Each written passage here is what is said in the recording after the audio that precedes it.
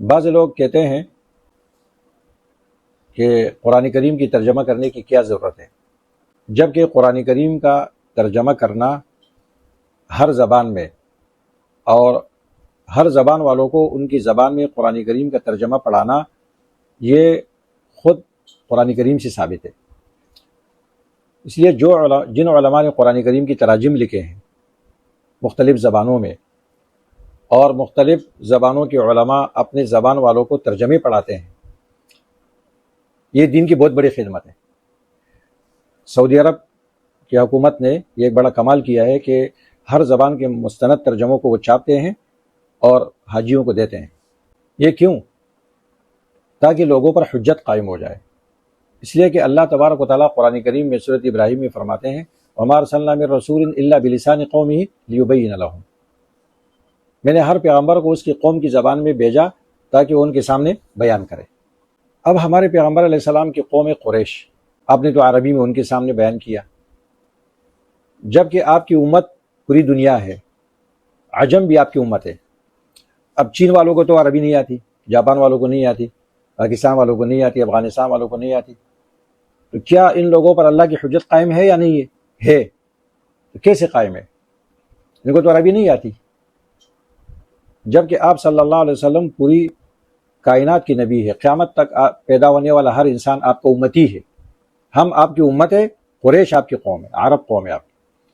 وَمَا أَرْسَلْنَاكَ إِلَّا كَافَّةً لِلنَّاسِ بَشِيرًا وَنَذِيرًا۔ اب یہ مسئلہ کیسے حل ہوگا؟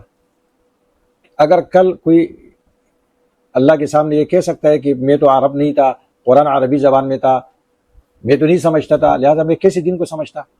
اس سوال کا جواب تفسیر قرطبی نے لکھا ہے وَمَا أَرْسَلْنَا مِن رَّسُولٍ إِلَّا بِلِسَانِ قَوْمِهِ لِيُبَيِّنَ لَهُمْ، ہر پیغمبر کو اللہ تعالیٰ نے اس کی قوم کی زبان میں بھیجا۔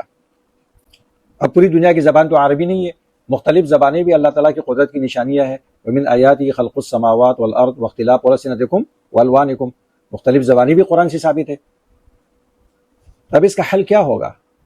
تو تفسیر قرطبی اس آیت کی تفسیر میں لکھتا ہے وَلَا حُجَّةَ لِلْعَجَمِ وَغَيْرِهِمْ فِي هَذِهِ الْآيَةِ، اس آیت سے کوئی عجم دلیل نہیں پکڑ سکتا ہے اور یہ دلیل پیش نہیں کر سکتا ہے کہ میں تو عجمی تھا، عربی نہیں سمجھتا تھا، قرآن عربی میں ہے، لہٰذا میں اللہ کی دین کو کیسے سمجھتا؟ تو تفسیر قرطبی مفسر قرطبی لکھتا ہے لِأَنَّ كُلَّ مَن تُرْجِمَ لَهُ مَا جَاءَ بِهِ النَّبِيُّ صلی اللہ علیہ وسلم ترجمۃ يفهمها لزمته الحجہ، کیونکہ ہر وہ شخص جس کے سامنے ترجمہ کیا گیا اس کا جو اللہ کے نبی صلی اللہ علیہ وسلم لے کر آئے اس دین کا، یعنی قرآن و سنت کا ایسا ترجمہ کہ جس کو وہ سمجھ لے، اس پر حجت قائم ہو گئی۔ لہٰذا ترجمے کرنا قرآن و حدیث کا یہ اللہ کی حجت کو مکمل کرنا ہے۔